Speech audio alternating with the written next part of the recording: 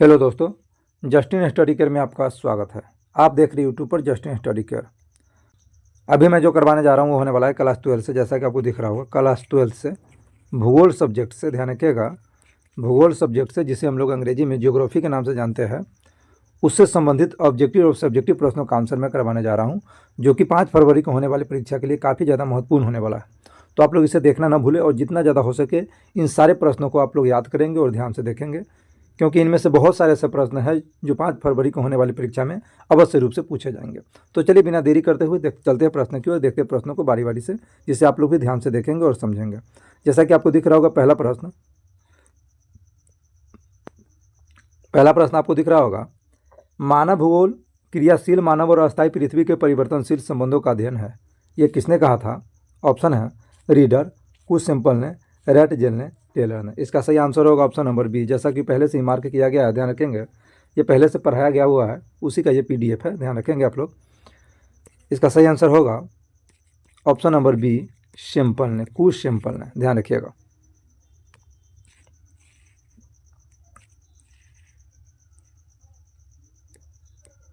चलिए आगे देखेंगे, प्रश्न क्या कह रहा है।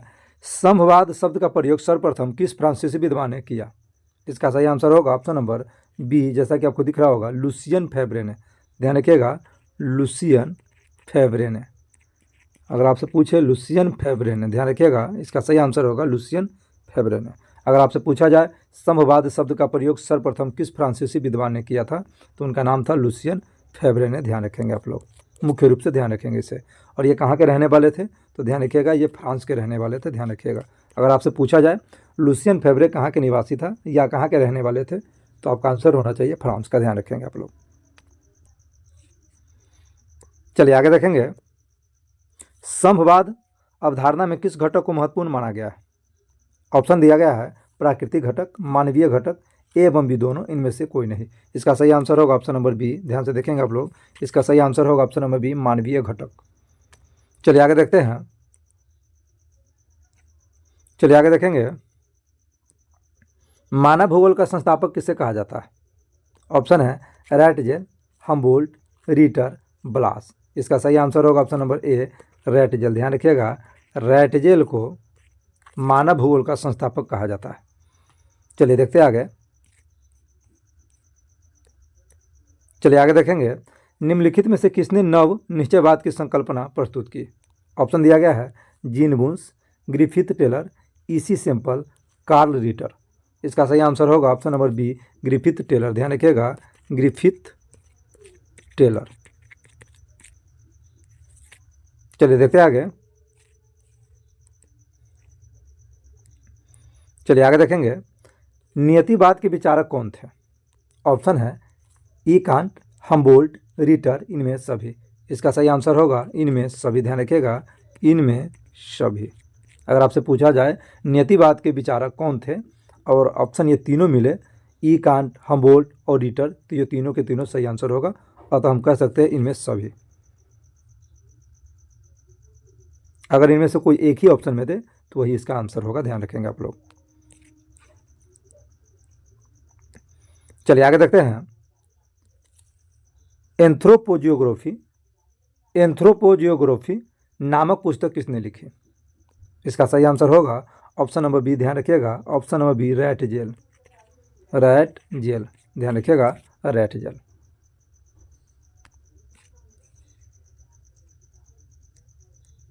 चलिए देखते हैं आगे, नियतिवाद संकल्पना में किस घटक को महत्वपूर्ण माना गया है? ऑप्शन है प्राकृतिक घटक, मानवीय घटक, ए एवं बी दोनों, इनमें से कोई नहीं। इसका सही आंसर होगा ऑप्शन नंबर ए, प्राकृतिक घटक। ध्यान रखेंगे, प्राकृतिक घटक को महत्वपूर्ण माना गया है नियतिवाद संकल्पना में। चलिए आगे देखते हैं, चलिए आगे देखते हैं, फेब्रे संबंधित है। ऑप्शन है नियतिवाद से, संभवाद से, मानवतावाद से, इनमें से कोई नहीं। इसका सही आंसर होगा ऑप्शन नंबर बी, ध्यान रखेंगे, इनका सही आंसर होगा ऑप्शन नंबर बी, संभवाद से। संभवाद से, ध्यान रखिएगा। चलिए आगे देखेंगे, मानव भूगोल मानव समाजों तथा पृथ्वी तल के बीच संबंध का संश्लिष्ट अध्ययन है, यह कथन किसका है? ऑप्शन है रैटजेल, एलन सी सिंपल, हम्बोल्ट, रीटर। इसका सही आंसर होगा option number A, Ratzel. ध्यान रखिएगा, रेट जेल।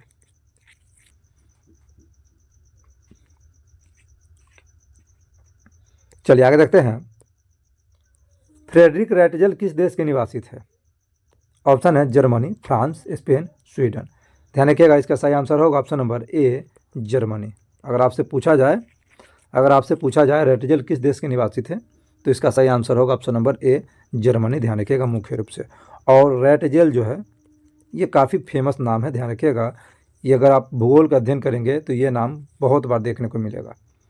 और मुख्य रूप से याद रखेंगे आप लोग, रेटजेल जो थे वो जर्मनी के निवासी थे, ध्यान रखेंगे।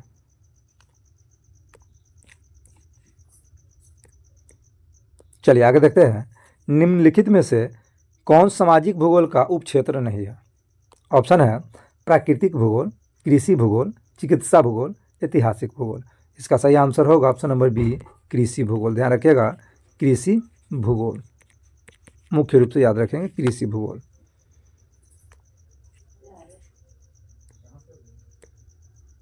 चलिए आगे देखेंगे। निम्न पुस्तकों में कौन हम्बोल्ट द्वारा लिखित है? अर्थात ये सारे के सारे जो पुस्तक का नाम दिया गया है, इनमें से कौन सा ऐसा पुस्तक है जो हम्बोल्ट के द्वारा लिखा गया है? ऑप्शन दिया गया है ऑस्ट्रेलिया का भूगोल, कासमास, जनसंख्या भूगोल, इनमें से कोई नहीं। इसका सही आंसर होगा ऑप्शन नंबर बी। ध्यान रखिएगा, इसका सही आंसर होगा ऑप्शन नंबर बी, कासमास। कासमास नामक पुस्तक जो है वो हम्बोल्ट के द्वारा लिखा गया, ध्यान रखिएगा आप लोग।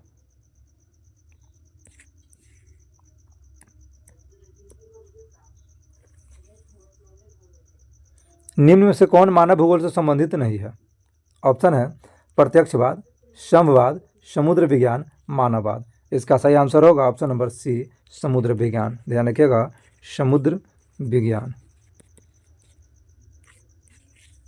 यह जो है मानव भूगोल से संबंधित नहीं है, यह भौतिक भूगोल से संबंधित। ध्यान रखिएगा, यह जो है भौतिक भूगोल से संबंधित है। चलिए आगे देखते हैं। मात्रात्मक क्रांति संबंधित है। ऑप्शन है मानव भूगोल से, प्राकृतिक भूगोल से, ए एवं बी दोनों से, इनमें से कोई नहीं। इसका सही आंसर होगा ऑप्शन नंबर बी, भौतिक भूगोल से। ध्यान रखिएगा, भौतिक भूगोल से। चलिए देखेंगे आगे। ग्रिफिथ टेलर द्वारा कौन सी विचारधारा दी गई थी? जैसा कि आपको दिख रहा होगा, ग्रिफिथ टेलर द्वारा कौन सी विचारधारा दी गई थी? ऑप्शन है नियतिवाद, संभवाद, नवनियतिवाद, इनमें से कोई नहीं। इसका सही आंसर होगा ऑप्शन नंबर सी, नवनियतिवाद। ध्यान रखिएगा, नवनियतिवाद। चलिए आगे देखेंगे। रुको और जाओ निश्चयवाद संकल्पना का प्रतिपादन किसने किया था? ऑप्शन है फैबरे, ब्लास, रेटजेल, ग्रिफिथ टेलर। इसका सही आंसर होगा ऑप्शन नंबर डी, ग्रिफिथ। ध्यान रखिएगा, ग्रिफिथ टेलर। ग्रिफिथ टेलर ने रुको और जाओ निश्चयवाद संकल्पना का प्रतिपादन किया था। चलिए आगे देखते हैं। जियोग्राफिया जनरल सीस किसने लिखे? ऑप्शन है Vidal de la Blache, Bernhardus Varenius, Francis Bacon, Charles Darwin. इसका सही आंसर होगा ऑप्शन नंबर बी, वर्न। ध्यान रखिएगा, वर्न हार्ड्स वेरेनियस। ध्यान रखिएगा, इसका सही आंसर होगा वर्न हार्ड्स वेरेनियस। इन्होंने जियोग्राफिया जेनरलिसिस नामक पुस्तक लिखी थी। चलिए अब देखते हैं कुछ सब्जेक्टिव प्रश्नों को। ध्यान रखिएगा, जो भी सब्जेक्टिव प्रश्न इसमें दिया गया है वो प्रश्न जो है काफ़ी ज़्यादा VVI प्रश्न है। इससे आप लोग मुख्य रूप से याद कर लेंगे, क्योंकि इनमें से बहुत सारे ऐसे प्रश्न हैं जो कल मिलने वाला है, अर्थात 5 फरवरी को मिलेगा। क्या कह रहा है प्रश्न? मानव भूगोल को परिभाषित करें। लिखेंगे इसका आंसर, मानव भूगोल वह विज्ञान है जिसके अंतर्गत मनुष्य और उसके भौतिक पर्यावरण का संबंध का अध्ययन किया जाता है। इसमें मानव और प्रकृति के बीच सतत परिवर्तनशील पारस्परिक क्रिया से उत्पन्न सांस्कृतिक लक्षणों की स्थिति एवं वितरण की विशेषताओं का अध्ययन किया जाता है। वही बात करेंगे। एलन सी सिंपल के अनुसार मानव भूगोल को किस प्रकार से परिभाषित किया गया? ध्यान से देखेंगे आप लोग। मानव भूगोल क्रियाशील मानव और अस्थिर पृथ्वी के बंधे बदलते संबंधों का एक अध्ययन है। इस प्रकार से हम लिख सकते हैं इसका आंसर। चलिए आगे देखेंगे। आर्थिक भूगोल के दो उपक्षेत्रों के नाम लिखें। किस प्रकार लिखेंगे इसका आंसर ध्यान से देखेंगे आप लोग। आर्थिक भूगोल के दो उपक्षेत्र के नाम निम्नलिखित हैं, वाणिज्य भूगोल तथा विनिर्माण भूगोल। वही बात करेंगे तीसरा तो लिखेंगे कृषि भूगोल, ध्यान रखिएगा।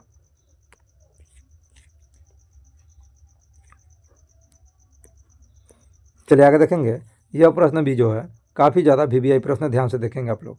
मानव भूगोल के 4 उपक्षेत्रों के नाम लिखें अथवा मानव भूगोल के कुछ उपक्षेत्रों के नाम लिखें। किस प्रकार लिखेंगे इसका आंसर ध्यान से देखेंगे आप लोग। मानव भूगोल की प्रकृति अत्यंत अंतर विषयक है और यह सामाजिक विज्ञानों के सहयोगी विषयों के साथ घनिष्ठ संबंध रखता है। ज्ञान के विस्तार के साथ नए उपक्षेत्रों का विकास हुआ है।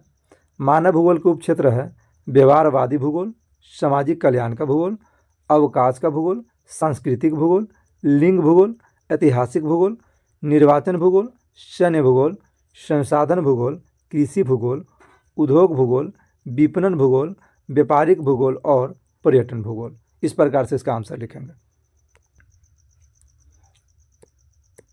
चलिए देखेंगे आगे। मानव के प्रकृतिकरण की व्याख्या करें। लिखेंगे इसका आंसर। मनुष्य अपने भौतिक पर्यावरण के साथ तकनीकी ज्ञान की सहायता से पारस्परिक संबंध रखता है। यह इतना महत्वपूर्ण नहीं है कि मनुष्य ने क्या उत्पन्न किया है, लेकिन यह अत्यधिक महत्वपूर्ण है कि उसने किन उपकरणों और तकनीकों की सहायता से उत्पन्न किया है। तकनीक सांस्कृतिक विकास की ओर संकेत करती है। प्राकृतिक नियमों को समझने के बाद ही मनुष्य ने तकनीक विकास किया है। आगे लिखेंगे। जिस प्रकार पत्थरों के टुकड़ों के घर्षण से आग का आविष्कार किया गया है, उसी प्रकार DNA की जानकारी से बहुत सी बीमारियों का पता चलता है। आगे लिखेंगे। प्रकृति के बारे में ज्ञान बहुत महत्वपूर्ण है, जिसमें तकनीक और प्रौद्योगिकी का विकास होता है, जिसमें मनुष्य के पर्यावरणीय बेरिया ढीली होती है। प्रारंभिक अवस्था में मनुष्य प्राकृतिक पर्यावरण से बहुत प्रभावित था। एक प्रकार से वह प्रकृति का दास कहलाता था। प्रकृति के अनुसार ही वह अपने को बनाता था, क्योंकि उस समय में तकनीकी ज्ञान बहुत कम था, नहीं के बराबर था, तथा मानव समाज विकास भी निम्न था। आदि मानव समाज तथा प्रकृति की शक्तियों को पर्यावरणीय नियतिवाद कहा जाता है। यही मनुष्य का प्रकृतिकरण था। इस प्रकार से इसका आंसर लिखेंगे। और यह प्रश्न जो है काफ़ी ज़्यादा VVI प्रश्न, ध्यान रखेंगे आप लोग। चलिए बात करेंगे फिर से कुछ ऑब्जेक्टिव प्रश्नों को, ध्यान से देखेंगे आप लोग। विश्व में सर्वाधिक जनसंख्या केंद्रित है। ऑप्शन है पर्वतीय क्षेत्रों में, पठारी क्षेत्रों में, मैदानों में, मरुस्थलीय क्षेत्रों में। इसका सही आंसर होगा ऑप्शन नंबर सी, मैदानों में। ध्यान रखिएगा, मैदानों में। चलिए आगे देखेंगे। विश्व में सबसे अधिक जनसंख्या वाला महादेश है। ऑप्शन है ऑस्ट्रेलिया, उत्तरी अमेरिका, एशिया, अफ्रीका। ध्यान रखेंगे आप लोग, सबसे अधिक जनसंख्या वाला अगर कोई महादेश है वह है एशिया महादेश। ध्यान रखिएगा, एशिया महादेश। और एशिया महादेश में ही अपना भारत आता है, ध्यान रखिएगा। और एशिया महादेश जो है सबसे अधिक जनसंख्या वाला महादेश है, ध्यान रखेंगे आप लोग।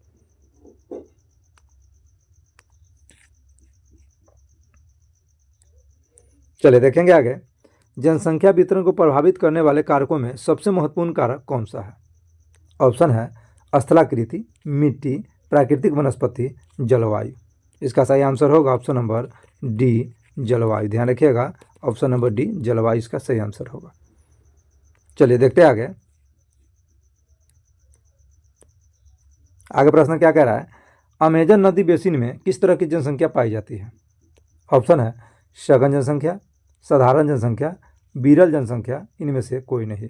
इसका सही आंसर होगा ऑप्शन नंबर सी, विरल जनसंख्या। ध्यान रखिएगा, विरल जनसंख्या। चलिए देखते हैं आगे। जनसंख्या आकार के अनुसार सबसे बड़ा देश है। ऑप्शन है संयुक्त राज्य अमेरिका, ब्राजील, चीन, भारत। इसका सही आंसर होगा ऑप्शन नंबर डी, भारत। ध्यान रखिएगा, भारत जो है जनसंख्या के आधार पर सबसे बड़ा देश है। 2011 तक चीन सबसे बड़ा देश था जनसंख्या के आधार पर। वर्तमान में भारत सबसे बड़ा देश है जनसंख्या के आधार पर। ध्यान रखेंगे आप लोग। आगे देखेंगे, निम्न में से कौन सा क्षेत्र कम घनत्व वाला नहीं है? ऑप्शन है आटाकामा, दक्षिण पूर्व एशिया, विषुवतीय प्रदेश, ध्रुवीय प्रदेश। इसका सही आंसर होगा ऑप्शन नंबर बी, दक्षिण पूर्वी एशिया। ध्यान रखिएगा, ऑप्शन नंबर बी, दक्षिण पूर्वी एशिया। चलिए आगे देखेंगे। निम्न जनसंख्या वाला महादेश महाद्वीप निम्न जनसंख्या वाला महादेश या महाद्वीप कौन है? ऑप्शन है दक्षिण अमेरिका, ओशिनिया, अफ्रीका, एशिया। इसका सही आंसर होगा ऑप्शन नंबर बी, ओशिनिया। ध्यान रखिएगा, ओशिनिया। सबसे निम्न जनसंख्या पूछा गया है। निम्न का मतलब हुआ सबसे कम जनसंख्या, वही सबसे अधिक जनसंख्या वाला महादेश पूछा जाता या महाद्वीप पूछा जाता, तो इसका सही आंसर होता ऑप्शन नंबर डी, एशिया। ध्यान रखिएगा। और सबसे निम्न पूछा गया है तो वो होगा ओशिनिया, सबसे कम जनसंख्या वाला महाद्वीप है। चलिए देखेंगे आगे। 21वीं शताब्दी के प्रारंभ में विश्व की जनसंख्या दर्ज की गई थी लगभग कितना?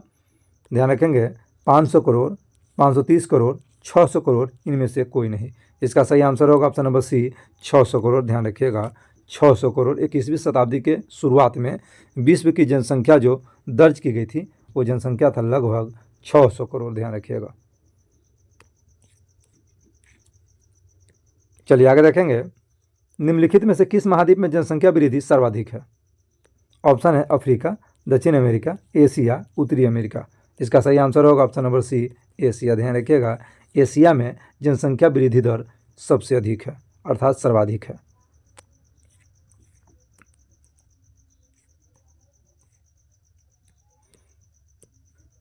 देखेंगे आगे। निम्न में से कौन पुल आकर्षक फैक्टर है? ऑप्शन है निम्न अर्थव्यवस्था, बेरोजगारी, युद्ध, रोजगार के अवसर। इसका सही आंसर होगा ऑप्शन नंबर डी, रोजगार के अवसर।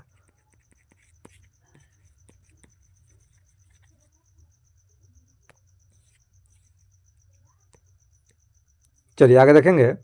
किस वर्ष विश्व की मानव जनसंख्या 6 अरब हुई? ऑप्शन है 1750, 1975, 1830, 1999। ध्यान रखिएगा 1999 में विश्व की जनसंख्या 6 अरब हो गई थी। ध्यान रखिएगा।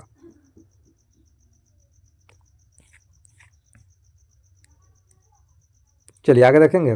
किस महाद्वीप में चलिए देखेंगे आगे। किस द्वीप में सर्वाधिक जनसंख्या घनत्व पाया जाता है?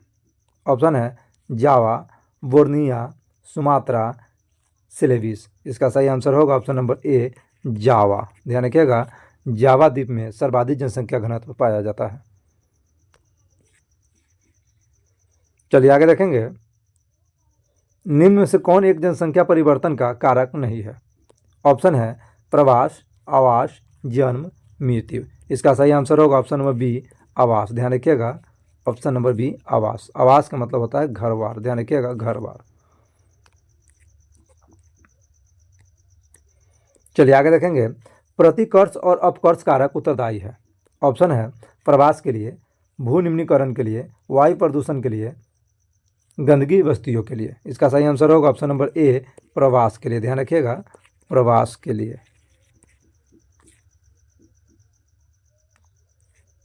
चलिए आगे देखेंगे। जनसंख्या आकार के अनुसार, जैसा कि आपको दिख रहा होगा, जनसंख्या आकार के अनुसार विश्व का द्वितीय बृहत्तम महाद्वीप कौन सा है? ऑप्शन है एशिया, उत्तरी अमेरिका, यूरोप, अफ्रीका।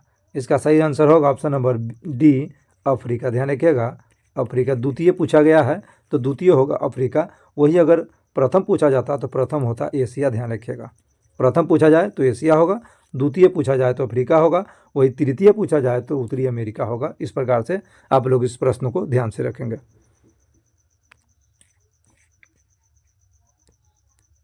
चलिए आगे देखेंगे। निम्नलिखित में से कौन एक जन स्थानांतरण का अपकर्ष कारक नहीं है? इसका सही आंसर होगा ऑप्शन नंबर ए, रहन सहन की निम्न दशाएं। ध्यान रखिएगा रहन सहन की निम्न दशाएं, ऑप्शन नंबर ए। चलिए आगे देखते हैं। विश्व में जनसंख्या के कितने प्रतिशत भाग एशिया में निवास करता है?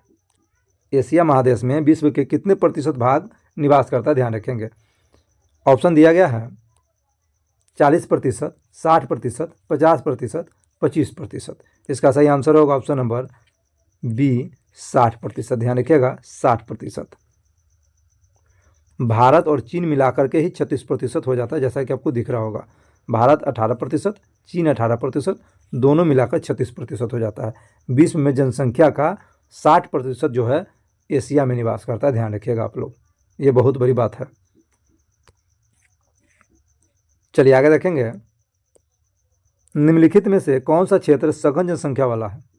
ऑप्शन है दक्षिण पूर्वी एशिया, भूमध्य रेखीय प्रदेश, ध्रुवीय प्रदेश, मरुस्थलीय प्रदेश। इसका सही आंसर होगा ऑप्शन नंबर ए, दक्षिण पूर्वी एशिया। ध्यान रखिएगा आप लोग।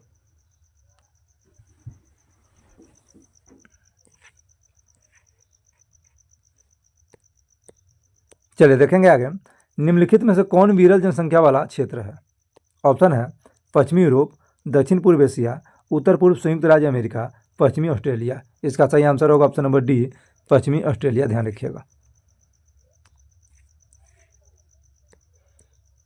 चलिए आगे देखेंगे, विश्व के सघन जनसंख्या क्षेत्रों में निम्नलिखित में से कौन क्षेत्र सम्मिलित नहीं है?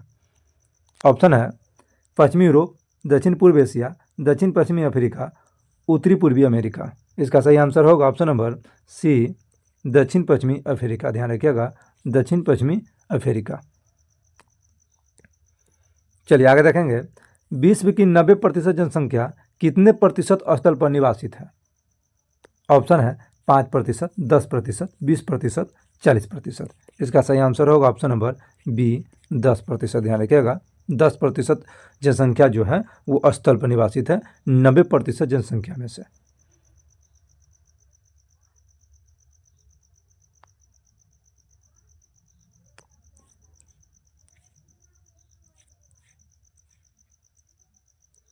चलिए आगे देखेंगे, विश्व में जनसंख्या की दृष्टि से भारत का स्थान कौन सा है?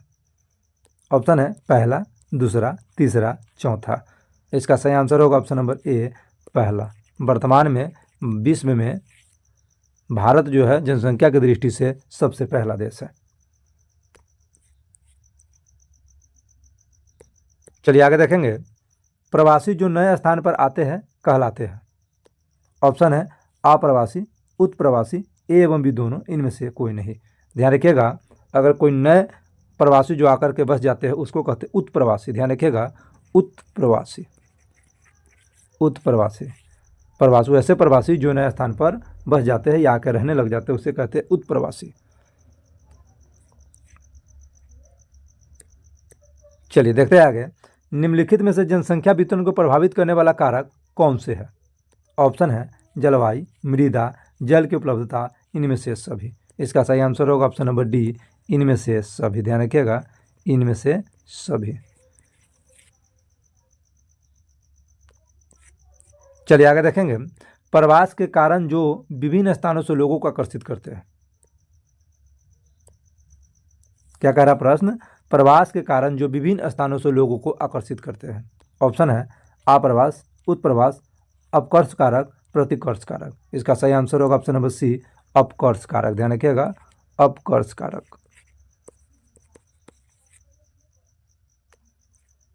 चलिए देखते हैं आगे,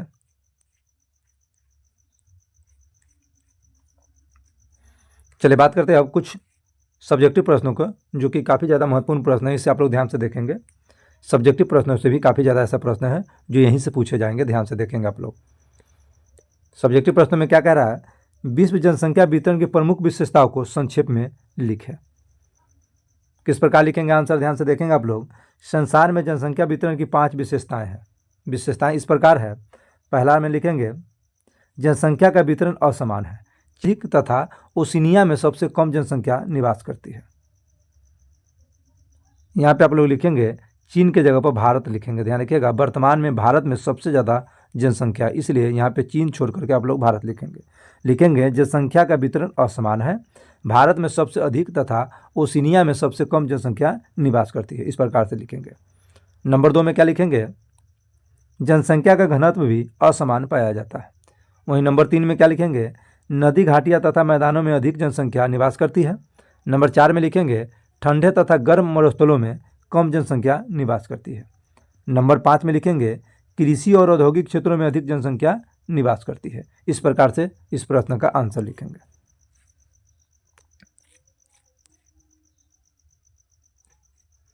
चलिए आगे देखते हैं। प्रश्न क्या कह रहा है? जनसंख्या के वितरण को प्रभावित करने वाले 4 भौगोलिक कारकों के नाम लिखें, या जनसंख्या वितरण को प्रभावित करने वाले कारकों को लिखें। इस प्रकार से प्रश्न पूछा जा सकता है। दोनों तरीके से प्रश्न पूछा जा सकता है। किस प्रकार लिखेंगे इसका आंसर? ध्यान से देखेंगे आप लोग। जनसंख्या वितरण को प्रभावित करने वाले कारक निम्नलिखित हैं। पहला कारक नंबर 1 में लिखेंगे प्राकृतिक कारक। इसमें धरातल की बनावट, जलवायु, मृदा, वनस्पति, जल तथा खनिज पदार्थों की उपलब्धि सम्मिलित है। वहीं नंबर 2 में लिखेंगे सांस्कृतिक कारक। इनमें धर्म, भाषा, संस्कृति आदि सम्मिलित है। वहीं नंबर 3 में लिखेंगे आर्थिक कारक। इनमें यातायात के साधन, उद्योग आदि कारक सम्मिलित है। वहीं नंबर 4 में लिखेंगे राजनीतिक कारक। अशांति, युद्ध, गृह युद्ध आदि कारक आते हैं। जनसंख्या के धनात्मक वृद्धि तथा जनसंख्या के ऋणात्मक वृद्धि से आप क्या समझते हैं? या इस प्रकार से प्रश्न पूछा जा सकता है, जनसंख्या वृद्धि से क्या अभिप्राय है? लिखेंगे इसका आंसर, जनसंख्या वृद्धि से अभिप्राय है एक निश्चित समय में निश्चित स्थान पर होने वाला जनसंख्या संबंधी परिवर्तन। इस परिवर्तन को प्रतिशत में व्यक्त किया जाता है। इसे जनसंख्या वृद्धि की दर कहा जाता है। संसार की जनसंख्या की वर्तमान वृद्धि दर प्रायः 1.4% है। चलिए आगे देखेंगे प्रश्न, काफ़ी ज़्यादा महत्वपूर्ण प्रश्न है ये। जनसंख्या घनत्व किसे कहते हैं? देखेंगे इसका आंसर, किसी देश अथवा प्रदेश में जनसंख्या तथा क्षेत्रफल के बीच के अनुपात को जनसंख्या घनत्व कहते हैं। इसे कुल जनसंख्या को कुल क्षेत्रफल से विभाजित कर प्राप्त करते हैं। इसे प्रति इकाई क्षेत्रफल में रहने वाले व्यक्तियों की औसत संख्या के आधार पर व्यक्त किया जाता है, जैसे प्रति व्यक्ति वर्ग किलोमीटर क्षेत्र में रहने वाले व्यक्तियों की संख्या। इस प्रकार से इस प्रश्न का आंसर लिखेंगे, जो कि काफ़ी ज़्यादा महत्वपूर्ण प्रश्न है यह।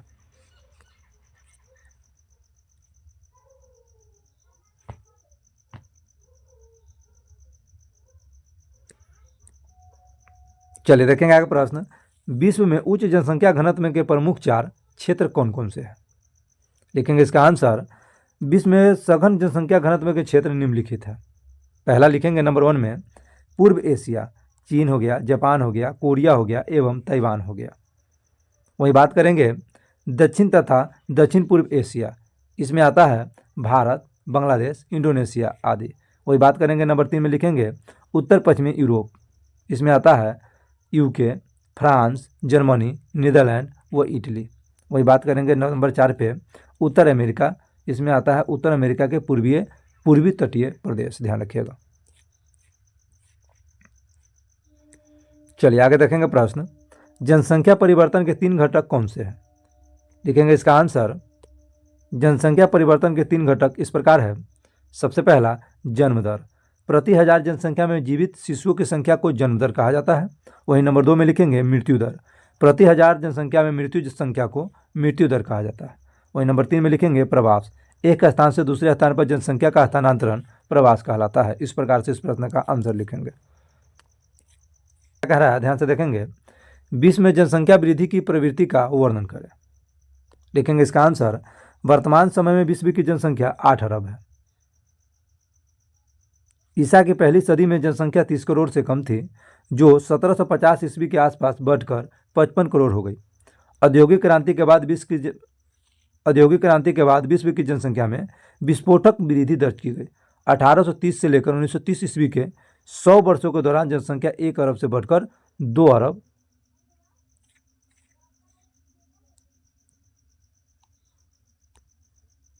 हो गई।